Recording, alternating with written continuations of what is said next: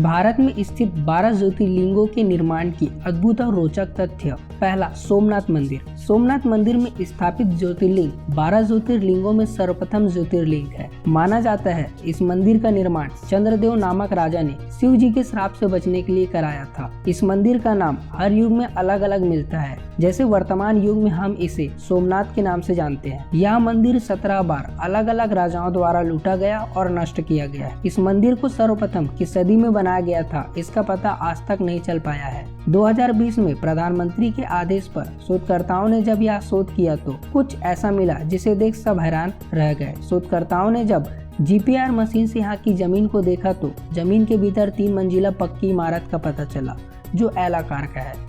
यह इमारत किसने और कब बनाई, यह आज भी एक रहस्य बना हुआ है। मंदिर के परिसर में बाण स्तंभ भी स्थापित है जो 6ठी शताब्दी यानी आज से लगभग 1420 साल पुराना है। यह स्तंभ दिशा बताने वाला यंत्र माना जाता है। सोमनाथ मंदिर गुजरात राज्य के सौराष्ट्र नगर में अरब सागर के तट पर स्थित है। दूसरा, नागेश्वर ज्योतिर्लिंग मंदिर। नागेश्वर ज्योतिर्लिंग मंदिर, जिसे नागनाथ के नाम से भी जाना जाता है, गुजरात में सौराष्ट्र के तट पर गोमती द्वारक और बैत द्वारक द्वीप के बीच मार्ग पर स्थित है। मंदिर गुलाबी पत्थर से बनाया गया है और मूर्ति दक्षिणा मूर्ति है। भगवान शिव की 25 मीटर ऊंची प्रतिमा, बड़ा बगीचा और नीला अरब सागर के अबाधित दृश्य भक्तों और आगंतुकों को आकर्षित करते हैं। मंदिर का जीर्णोद्धार 1996 में स्वर्गीय गुलशन कुमार द्वारा किया गया था। हर साल हजारों तीर्थयात्री भगवान शिव से आशीर्वाद लेने के लिए इस मंदिर में जाते हैं, जिनकी यहाँ नागदेव के रूप में पूजा की जाती है। तीसरा, भीमाशंकर ज्योतिर्लिंग। यह ज्योतिर्लिंग पुणे से 110 किलोमीटर दूर साद्री पर्वत पर स्थित है। यह स्थापित शिवलिंग काफी बड़ा और मोटा है, जिसके कारण इसे मोटेश्वर महादेव के नाम से भी जाना जाता है। भीमाशंकर ज्योतिर्लिंग की स्थापना की कहानी। कहते हैं कि कुंभकर्ण को एक महिला जिसका नाम करकटी था पर्वत में मिली थी। उसे देख कुंभकर्ण मोहित हो गए और उससे विवाह कर लिया।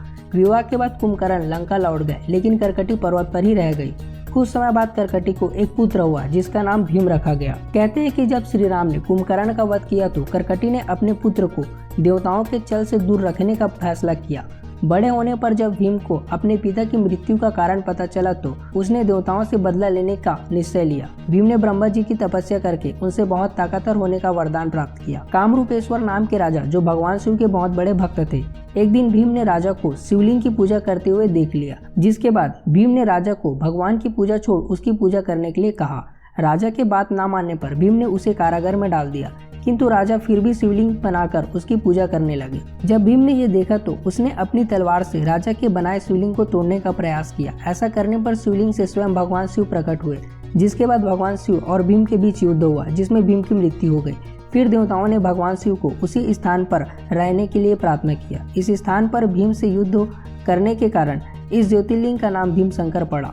चौथा, त्रयंबकेश्वर ज्योतिर्लिंग। यह प्रचलित कथा के अनुसार प्राचीन समय में ब्रह्मगिरी पर्वत पर देवी अहल्या के पति ऋषि गौतम रहते थे और तपस्या करते थे। क्षेत्र में कई ऐसे ऋषि थे जो गौतम ऋषि से ईर्ष्या करते थे और उन्हें नीचा दिखाने की कोशिश करते रहते थे। एक बार सभी ऋषियों ने गौतम ऋषि पर गौ हत्या का आरोप लगा दिया। सभी ने कहा कि इस हत्या के पाप के पश्चाताप के लिए देवी गंगा को यहाँ लेकर आना होगा। तब गौतम ऋषि ने शिवलिंग की स्थापना करके पूजा शुरू कर दी। ऋषि की भक्ति से प्रसन्न होकर शिव जी और माता पार्वती वहाँ प्रकट हुए। भगवान ने वरदान मांगने को कहा। तब ऋषि गौतम ने शिव जी से देवी गंगा को उस स्थान पर भेजने का वरदान मांगा। देवी गंगा ने कहा कि यदि शिव जी भी इस स्थान पर रहेंगे तभी वह भी यहाँ रहेगी। गंगा के ऐसे कहने पर शिव जी वहाँ त्रयंबकेश्वर ज्योतिर्लिंग के रूप में वास करने को तैयार हो गए और गंगा नदी गौतमी के रूप में वहाँ बहने लगी। गौतमी नदी का एक नाम गोदावरी भी है। त्रयंबकेश्वर मंदिर बहुत ही प्राचीन है। मंदिर के अंदर एक छोटे से गड्ढे में 3 छोटे छोटे शिवलिंग है। ये 3 शिवलिंग ब्रह्मा, विष्णु और शिव के नाम से जाने जाते हैं। त्रयंबकेश्वर मंदिर के पास 3 पर्वत स्थित है, जिन्हें ब्रह्मगिरी, नीलगिरी और गंगाद्वार के नाम से भी जाना जाता है। पांचवा, महाकालेश्वर ज्योतिर्लिंग। मध्य प्रदेश के उज्जैन शहर में स्थित श्री महाकालेश्वर ज्योतिर्लिंग देश का एक लौता दक्षिण मुखी ज्योतिर्लिंग है, जहाँ भगवान शिव भक्तों को कालों के काल महाकाल के रूप में दर्शन देते हैं। महाकाल मंदिर से जुड़ी कई प्राचीन परंपराएं और रहस्य है। कहा जाता है कि अवंतिकापुरी के राजा विक्रमादित्य बाबा महाकाल के भक्त थे और भगवान शिव के ही आशीष से उन्होंने यहाँ करीब 132 सालों तक शासन किया। महाकालेश्वर मंदिर कितना प्राचीन है, इसकी सटीक जानकारी मिलना बेहद मुश्किल है, लेकिन सदियों से यह स्थान लोगों की आस्था का केंद्र है। छठवां, मल्लिकार्जुन ज्योतिर्लिंग। शिव पुराण के अनुसार मल्लिकार्जुन ज्योतिर्लिंग शिव और पार्वती का संयुक्त रूप है। मलिका का अर्थ है पार्वती और अर्जुन शब्द शिव का वाचक है। इस तरह से इस ज्योतिर्लिंग में भगवान शिव और माता पार्वती दोनों की ज्योतियां प्रतिष्ठित है। श्री मल्लिकार्जुन ज्योतिर्लिंग आंध्र प्रदेश के कृष्णा जिले में कृष्णा नदी के तट पर पवित्र श्री शैल पर्वत पर स्थित है, जिसे दक्षिण का कैलाश भी कहा जाता है। तो यह थी भारत में स्थित 12 ज्योतिर्लिंगों में से 6 ज्योतिर्लिंगों के निर्माण की जानकारियाँ।